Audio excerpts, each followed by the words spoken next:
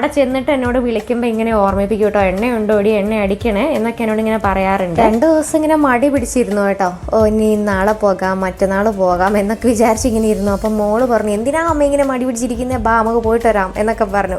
അവൾക്ക് പുറത്തിറങ്ങാനുള്ള ആ ഒരു ഇത്.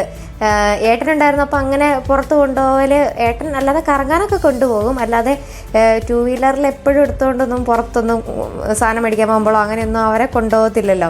അന്നേരം ഞാനും ഏട്ടനും കൂടെയൊക്കെ ആയിരിക്കും പോവുക. അന്നേരം ഇപ്പോഴാകുമ്പോൾ ഏട്ടനില്ലാത്തത് കൊണ്ടേ അവൾക്ക് എൻ്റെ കൂടെ വരാമല്ലോ. പിന്നെ മോനാണെങ്കിൽ വരാൻ വേണ്ടിയിട്ട് വഴക്കൊക്കെ ഉണ്ടാക്കും. പക്ഷേ അന്നേരം പിന്നെ എന്തെങ്കിലും ഇത് മേടിച്ചുകൊണ്ട് വരാം, ടിപ്പ് മേടിച്ചുകൊണ്ട് വരാം എന്നൊക്കെ പറഞ്ഞിട്ട് അവിടെ ഇരുത്തും. അവനെ കൊണ്ട് കടയിൽ കൊണ്ടുപോയാൽ ശരിയാവത്തില്ല, നമ്മളെ കട മുഴുവനായിട്ട് മേടിക്കേണ്ടി വരും, ആ അവസ്ഥയായിരിക്കും. അങ്ങനെ മോള് അവിടെ നിന്ന് വീഡിയോ എടുത്ത് അവളവിടെ നേരത്തെ റെഡിയായി നിൽക്കും കേട്ടോ പോകാൻ വേണ്ടിയിട്ട്. അപ്പോൾ അവളാണ് ഈ വീഡിയോ ഒക്കെ എടുക്കുന്നത്. ഞാൻ പറഞ്ഞു, നിനക്ക് ബുദ്ധിമുട്ടാണെങ്കിൽ എടുക്കണ്ട, നീ ഒന്ന് നേരെ ഇരുന്ന് തന്നാൽ മതി. കാരണം അവളെ വെച്ചുകൊണ്ടൊക്കെ ഓടിക്കുമ്പോൾ നമുക്ക് കുറച്ച്